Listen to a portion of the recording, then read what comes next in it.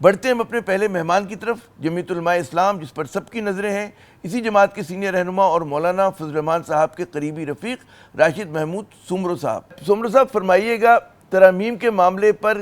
کتنے قریب آ گئے ہیں اب آپ لوگ؟ مطلب ہے آپ کو لگ رہا ہے کہ ترامیم جو ہیں واقعی منظور ہو جائیں گی، ابھی بھی کچھ خدشات ہیں کہیں چھپے ہوئے؟ یہ بہت بڑا مشکل سوال آپ نے کر دیا ہے کہ منظور ہو جائیں گی، لیکن اتنا میں بتا سکتا ہوں کہ پاکستان پیپلز پارٹی اور جے یو آئی کے درمیان اتفاق ہو گیا تھا تمام نکات پر، اور جے یو آئی کے مسودے پر اتفاق ہوا تھا۔ کل درست۔ اس مسودے پر جے یو آئی اور پیپلز پارٹی نے مشترکہ بات کی مسلم لیگ نون سے، اس میں بھی 70% چیزوں پر اتفاق ہو گیا تھا، 30% چیزیں بقایا تھیں جن پہ ابھی اتفاق ہونا باقی ہے، ڈسکشن جاری ہے۔ اور آج اسی مسودے پر مولانا صاحب اپنا مسودہ لے کر پی ٹی آئی کے پاس بھی جا رہے ہیں، تو امید کی جا سکتی ہے کہ J U I, Peoples Party, P T I, Muslim League نون، یہ سب جماعتیں جے یو آئی کے مسودے پر متفق ہو جائیں گی۔ اچھا، جو مولانا صاحب کی طرف سے مسودہ پیش کیا گیا اس پہ تو پاکستان تحریک انصاف کے دوستوں سے میری وقتاً فوقتاً بات ہوئی تو ان کو اتنا اعتراض نہیں تھا، بلکہ بہت کم اعتراض کی گنجائش تھی۔ تو اس کا میں مطلب یہ لوں کہ اگر پی ٹی آئی، اس نے پاکستان پیپلز پارٹی نے بھی اسے قبول کر لیا بقول آپ کے، اور خدا آپ کا بھلا کرے نون لیگ نے بھی، تو وہ لوگ پیچھے ہٹے اپنے سٹانس سے، یعنی کہ وہ جس طرح کے ان کے جو مطالبات تھے، جس طرح کی ترامیم وہ لانا چاہ رہے تھے۔ ظاہر ہے مولانا صاحب کی پریس کانفرنس اگر آپ نے سنی ہوگی جو جی بلاول صاحب کے ساتھ انہوں نے کی اور لاہور میں کی، مولانا صاحب کہ بھائی بات یہ ہے کہ جو مسودہ آپ لانا چاہ رہے تھے وہ کل بھی نامنظور تھا، آج بھی نامنظور ہے، آئندہ اس کا مطلب یہ کہ یہ وہ مسودہ تو نہیں ہے۔ پھر آپ نے دیکھا کہ وہ لوگ جب تک ان کا مسودہ تھا وہ آ رہے تھے، اب مولانا کا مسودہ ہے تو مولانا صاحب جا رہے ہیں، اس چیز کو ذرا سمجھنے کی ضرورت ہے۔ جب تک ان کا مسودہ تھا وہ آ رہے تھے، مولانا صاحب کا مسودہ ہے، مولانا صاحب جا رہے ہیں۔ ان کے مسودے کو تو کل بھی مسترد کیا تھا، آج بھی کر رہے ہیں، آئندہ کل بھی ووٹ نہیں دیں گے۔ جے یو آئی کے مسودے پہ آتے ہیں تو مولانا صاحب نے فرما دیا ہے کہ صد بسم اللہ، نہیں آتے تو وہ اپنا کام کریں، ہم اپنا کام کریں گے۔ یعنی کہ جو آئینی ان کی وہ تھی، آئینی کوڈ کی تشکیل کا معاملہ تھا، اس کا مطلب ہے کہ اس سے پیچھے ہٹنے کی امید ہے پاکستان پیپلز پارٹی اور نون لیگ کی۔ دیکھیں پیپلز پارٹی اور جے یو آئی کا تو اتفاق ہو گیا ہے نا، اب نون لیگ میں اگر یہ کہوں کہ اس حوالے سے آئینی عدالت ہے یا آئینی بینچ ہے یا آئینی ترامیم ہے یا عدلیہ کی اصلاحات کے حوالے سے کوئی مسودہ ہے، اس پر مولانا صاحب نے پیپلز پارٹی اور مسلم لیگ نون کو منوا لیا ہے۔ جن باتوں پر ابھی بات چیت چل رہی ہے وہ آئینی عدالت یا آئینی بینچ یا آئینی اصلاحات سے ہٹ کر باقی چیزیں ہیں، ان پر بات چیت چل رہی ہے۔ آئین کے حوالے سے جو باتیں ہیں وہ تقریباً طے شدہ ہیں۔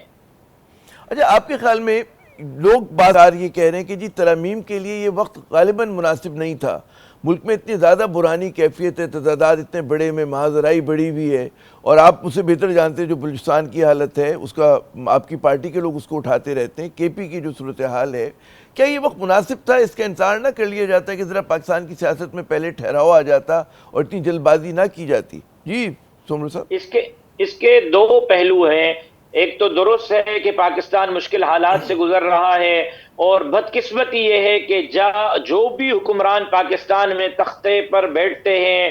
ان کو کبھی بھی ترجیح اول عوام نہیں رہتا۔ الیکشن میں وہ عوام سے جو وعدے کر کے آتے ہیں، بدقسمتی کے ساتھ 78 سالوں سے کوئی جماعت الیکشن میں کیے ہوئے وعدوں کو پورا نہیں کر سکی، اور عوام سفر کر رہا ہے اور عوام مشکلات سے دوچار ہے اور پاکستان مشکلات سے دوچار ہے۔ لیکن دوسرا پہلو اگر دیکھا جائے تو وہ یہ ہے کہ پارلیمنٹ کا تو کام ہی آئین سازی ہے، اور پارلیمنٹ کا کام ہی، کیونکہ 18ویں ترمیم کے بعد زیادہ تر اختیارات چلے گئے صوبوں کے پاس، زیادہ تر جو ہے وہ محکموں میں خود مختار صوبے ہیں۔ اگر آپ پارلیمنٹ سے آئین سازی بھی واپس لے لیں گے اور اس میں انتظار کروائیں گے تو پھر پارلیمنٹ کیا کرے گی؟ پارلیمنٹ کے پاس کام کیا رہ جاتا ہے؟ تو میرا نہیں خیال کہ یہ بحث کی جائے کہ یہ وقت موضوع ہے یا نہیں ہے۔ مسئلہ یہ ہے کہ پارٹیوں کے اس وقت ترجیحات ہیں۔ کوئی پارٹی اس وقت کسی چیف جسٹس کو دیکھنا چاہتی ہے، کوئی پارٹی نہیں دیکھنا چاہتی، کوئی پارٹی ایک چیف جسٹس کے ذریعے اپنے اقتدار کو طول دینا چاہتی ہے، کوئی پارٹی دوسرے چیف جسٹس کو لا کر جو ہے وہ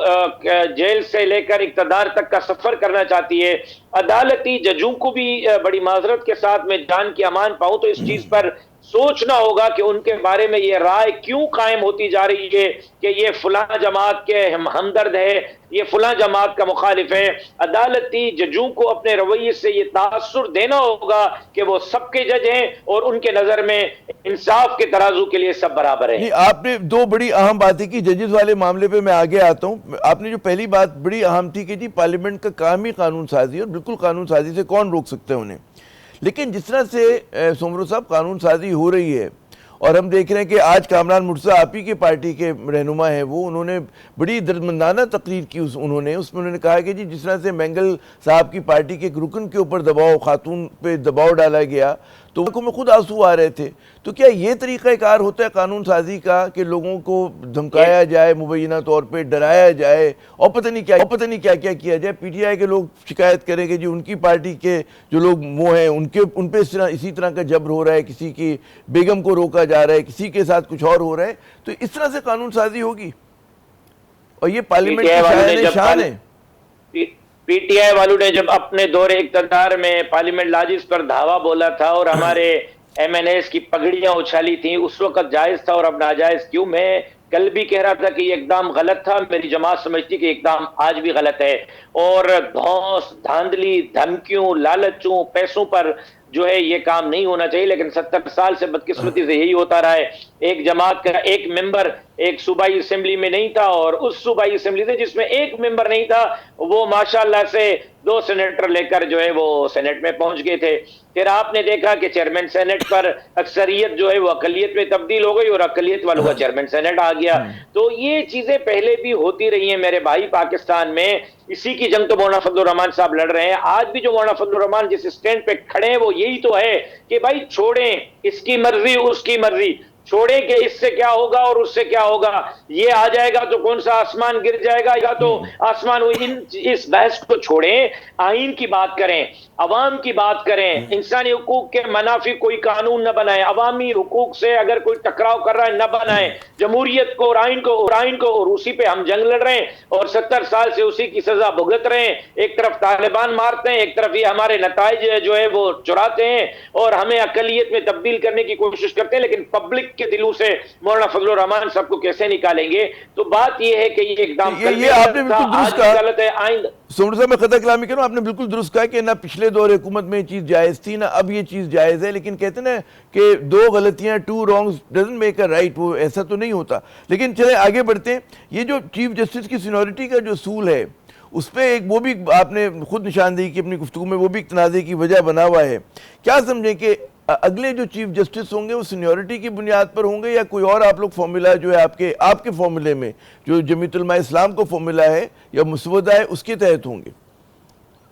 جمعیت علماء اسلام کے مسودے میں ہمیں نہ فائد عیسیٰ صاحب سے کوئی پریشانی اور تکلیف ہے، نہ ہمیں آنے والے جج جسٹس منصور علی شاہ صاحب سے کوئی تکلیف اور کوئی پریشانی ہے۔ یہ ہمارا ہیڈک نہیں ہے، اس لیے ہمارے لیے یہ چیز نہیں ہے کہ شخصیت کو سامنے رکھ کر ہم نے کوئی مسودے میں چلو میں سوال یوں کرتا ہوں کہ سینیورٹی پہ ہوگا اگلا چیف جسٹس یا اس کے لیے کوئی اور آپ لوگ فارمولا وضع کر رہے ہیں؟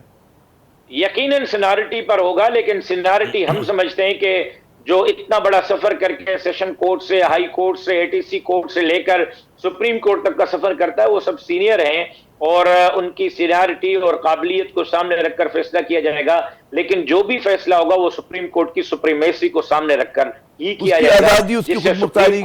سپریم کورٹ کی سپریمیسی پر کوئی حرف نہ آئے، اس کی آزادی پہ، خود مختاری پہ، اس کی اچھی بڑی اچھی بات کی۔ ایک اور بات بتائیے ہمیں، بعض ذرائع یہ کہہ رہے ہیں کہ گزشتہ رات جب مولانا کی میٹنگ ہوئی نواز شریف صاحب سے تو سنا یہ کہ نواز شریف صاحب فوجی عدالتوں کے قیام پہ اصرار کرتے رہے کہ جی مولانا کو قائل کرے فوجی عدالتوں پہ۔ نو کمنٹس جی، میرے پاس یہ چیزیں جماعت کا راز ہیں، ابھی چونکہ انڈر ڈسکشن ہے یہ معاملہ اور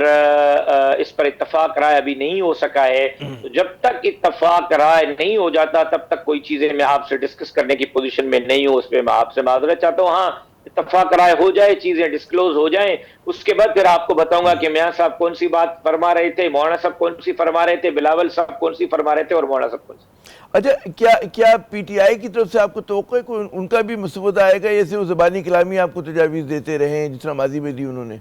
کیا لگ رہا ہے؟ میرا خیال یہ ہے کہ وہ مولانا صاحب کے مسودے پر آ جائیں گے انشاءاللہ آج۔ اچھا، اور کیا آپ سمجھتے ہیں کہ 25 اکتوبر سے پہلے ہو جائیں گی ترامیم یا اس کے بعد؟ آپ کی ہے آپ کی مولانا صاحب کے مسودے پر آئیں گے تو پہلے ہو جائیں گی، نہیں آئے تو پھر اس کا جواب میں نہیں دے سکتا، اس کا جواب تو پھر حکومت دے سکتی ہے کہ انہوں نے نمبر پورے کیے یا نہیں کیے۔ نمبر پورے کیے ہیں تو ظاہر ہے وہ لے آئیں گے، نمبر پورے نہیں کیے تو ان کو انتظار کرنا ہوگا پھر۔